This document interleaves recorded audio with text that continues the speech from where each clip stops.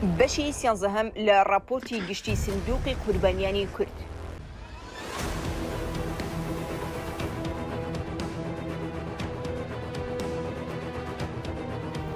وشەی دووڕوویی لە فەرهەنگی زمانی ئینگلیزیدا وەها پێناسە دەکرێت کە ڕەفتاری کەسێک لەگەڵ پێوانە ئەخلاقیەکان یان لەگەڵ ئەو بڕوانەدا ناگونجێت کە بانگەشیان بۆ دەکات. بەواتایەکی تر ڕەواڵەت بازیەکە بە شێوەیەکی گشتی وەک ناپاچی سیر دەکرێت و تا ڕادێکی زۆری شایستەی ڕێزگرتن نییە لە ئەمریکا. ئەوەی ئێستا زۆرێک لە واشنگتن دیسی ناوی دەبن بە کردێکی بێ ئەندازەی دووڕووی و تەفرەدان سەرۆکی پێشووی هەرێمی کوردستان مەسعود بارزانی بووکەڵە پاشکۆکەی باوکی سەرۆکوەزیرانی ئێستا مەسعود بارزانی بنەماڵەکەیان و هاوپیلان گێڕەتەوانکاریەکانیان بە بەردەوامی حکوومەتی ئەمریکا و گەلی ئەمریکی تەواشە دەکەن. ئەوان بە ئەنقەست و جارها جار میلیۆنان کەسیان لە خشتە بردووە بۆ ئەوەی ملیارەها دۆلار بەدەست بهێنن. ڕاستیەکانی گەندەڵی کە دامەزراوەی تاوانکاری بارزانی دەستی بۆ بردووە کردویانە بە گاڵتەجاڕی و زیانێکی گەورە بە کۆمپانیەکانی ویلایەتە یەکگرتووەکان و هاوڵاتیانی ئەمریکی دەگەێنن. هەروەها دەیان بەرپرسی حکوومەتی هەرێمی کوردستانیان بەکارهێناوە بۆ یارمەتیدانیان لەم درۆیانەدا. زۆرێک لەو بەرپرسە درۆزنانە ئێستا ناویان دراوەتە دادگای ئەمریکا کە لێپرسینەوەیان لەگەڵدا دەکرێت. وتەکاریەکانی گەندەڵی زۆر گەورەی بنەماڵی بارزانی دژ بە ئەمریکا ئێستا بۆ یەکەم جار و بە ئاشکرا خراوەتە بەردەم دادگای ویلایەتە یەکگرتووەکانی ئەمریکا لە واشنگتن دیسی و کۆنگرێسی ئەمریکیەوە.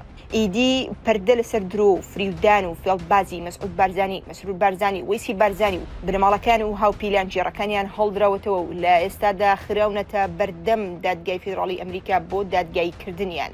بەرپرسانی حکوومەتی هەرێمی کوردستان پیرۆزباییان لەخۆ کردووە لە پای ئەوەی کە چەند هەنگاوێکیانەوە کە گوایە بۆ بنبڕکردنی گەندەڵیە کەچی سندوقی قوربانیانی کورد لە دۆسیەکەیدا لە واشنگتن دیسی دژ بە مەسعود بارزانی، مەسرور بارزانی، وەیسی بارزانی و ئەندامانی بنەماڵی بارزانی و ئەوانی تر گەواهی و بەڵگەی سەرسوڕهێنەر و نەبینرا و زۆر گەورە پێشکەش بە دادگا دەکات. ئەمانە وەک خێ و تەرمایەکان کە لە ڕابردوودا لەلایەن ڕژێمی بارزانی وە بێدەنگ کرابن ئێستا زۆرێک لە کەسە ناوخۆیە ئاگادارەکان وەک شایەت حاڵ ئازایانە قیت دەبنەوە.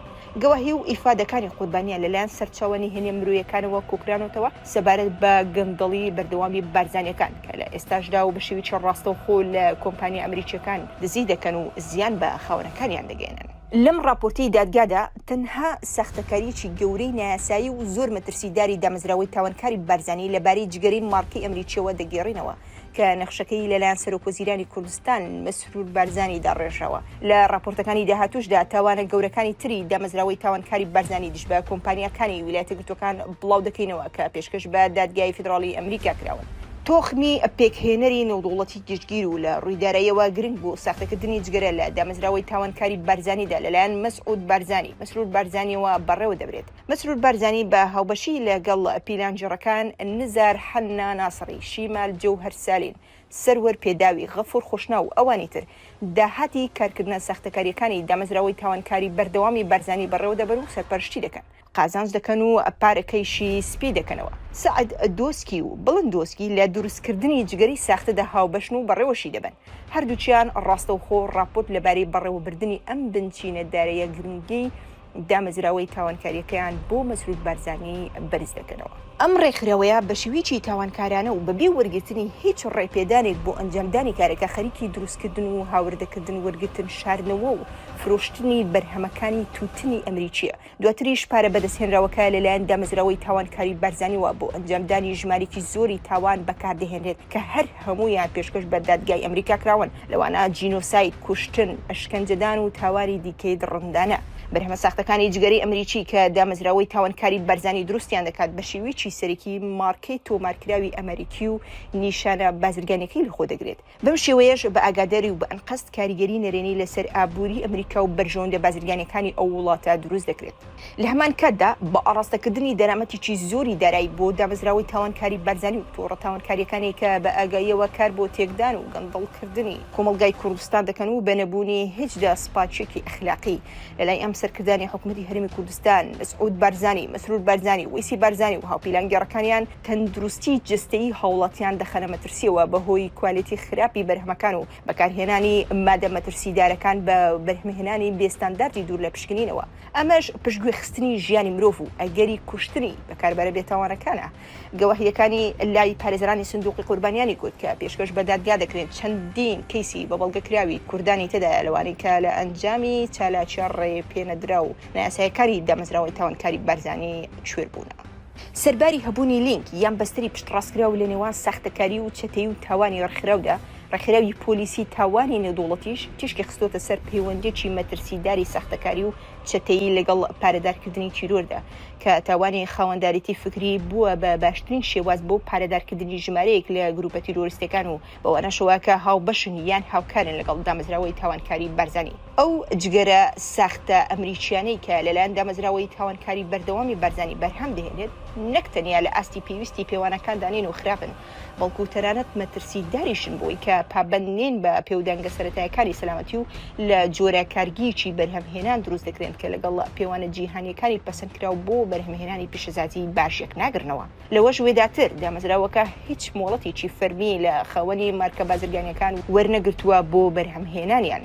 هەروەها بە ئاگاداری و ڕێگەپێدانی ئارێزومەندانی مەسرور بارزانی ویسی بارزانی جگەری ساختە کە لەلایەن دامەزراوەی تاوانکاری بارزانی بەرهەم دەهێنێت بە بارهەڵگرەکان و بە هەمان ڕێڕەوی گواستنەوەی مادە هۆشبەرە قەدەغەکراوەکاندا دەگوازرێنەوە. ئاڕاستەی بارهەڵگرەکان کە بۆ گواستنەوەی کەلوپەل و کەرەسەی ڕێگەپێدرا و تەرخان کراون لەلایەن دامەزراوەی تاوانکاری بارزانیەوە بە شێوەیەکی ناسایی دەگۆڕدرێت و بە جگەری ساختە بار دەکرێن کە بازرگانیەکان بە ئۆتۆمبیلەکانی هەممەڕی ئەمریکی هێناویانن. ئۆتۆمبیلان کە حکوومەتی ئەمریکا لە چوارچێوەی ڕێککەوتنەکانی کۆمەکی دەرەکی و یارمەتی بەرگریدا داوێتی بە حکوومەتی هەرێمی کوردستان نەک بۆ گواستنەوەی جگەری ساختە بەڵکو بۆ بەکارهێنانیان بە شێوەیەکی فەرمی لەلایەن سوپای پێشمەرگە و کارمەندانی دەستگای پاراستنەوە بۆ پەرپێدانی ئاسایشی نەتەوەی ئەمریکی و مەبەستەکانی سیاسەتی دەرەوەی ئەمریکا. بەکارهێنانی بارهەڵگرەکان و کەرەستەی دیکەی ئەمریکی بۆ گواستنەوەی جگەری ساختە کە حکوومەتی ئەمریکا بەپێی ڕێککەوتنە ئاماژە بۆکراوەکانە دەیان بەخشێت نەک تەنیا چەندین قانونی ویلایەتی یەکگرتووەکان پێشێل دەکرێت بەڵکو بە شێوەیەکی نایاسایی ئەندامانی بنەماڵەی بارزانیش دەوڵەمەند دەکات. جگەری ساختەکە کە بە مۆڵەتی مەسرور بارزانی ویسی بارزانی لەلایەن دامەزراوەی تاوانکاری بارزانی بەرهەم دەهێنێت بەدەستی ئەن قەست مەترسی ڕاستەقینەی تەندروستی و سەلامەتی بۆ بەکاربەران دروست دەکات. لە ناویشیاندا ئەو هاوڵاتە ئەمریکیانن کە لە ناوچەکانی کوردستان نیشتەجێن یا سەردانی ئەو ناوچانە دەکەن. بەم شێوەیە بارزانیەکان بە ئەن قەست چەندین یاسای ویلایەتە یەکگرتووەکانی ئەمریکا پێشێل دەکەن. بەرهەم ساختەکانی بارزانی کە نەک تەنیا پڕمەترسین بۆ تەندروستی بەکاربەران بەڵکو هەوڵی ڕێکوپێک و ڕێکخراوی و چالاکیەکانی پێوەست بە بەرهەمهێنان و دابەشکردنی بەرهەم ساختەکان لەلایەن دامەزراوەی تاوانکاری بارزانیەوە لە هەمان کاتدا بە ئەن قەست زۆرێک لە پەیماننامە و یاسا نێودوڵەتیەکان پێشێل دەکەن کە بریتین لەمانە ڕێککەوتنامەی پاریس بۆ پاراستنی مڵک و ماڵی پیشەسازی پرۆتۆکۆلە جێگیرکراوەکانی ڕێکخراوی جیهانی بۆ خاوەنداریتی فکری و تۆمارە دەرچووەکان لەلایەن نووسینگەی بڕوانامەی داهێنان و مارکە بازرگانیەکانی ویلایەتە یەکگرتووەکان کە دەستگایەکی حکوومەتی ئەمریکایە. ئەم ساختەکردن و بە نایاسایی بازرگانیکردن بە جگەرەوە کە لەلایەن مەسرور بارزانی ویسی بارزانی بەڕێوە دەبرێت و کۆنتڕۆڵ دەکرێت زیان بە بەرژەوەندیە بازرگانی ئەمریکیەکان دەگەنێت کە پابەندی یاساکانن. بەمەش زیان بە بەرژەوەندی خاوەن پشکەکانیان دەکەوێت کە هاوڵاتی ئەمریکین. لەوانەش پلانەکانی خانەنشینی کارمەندە ئەمریکیەکانی کەتی گشتی سندیکاکان وەبەرهێنەران فەرمانبەران بەڵێندەران فرۆشیاران قەرزدەرەکان و بانکەکان و خاوەن مافەکان بەهۆی ئەو کاریگەری خراپەی کە لەسەر فرۆشتن مۆڵەتدان بەهای مارکەی بازرگانی و ناوبانجی کۆمپانیاکان بەجێ دەڵێت.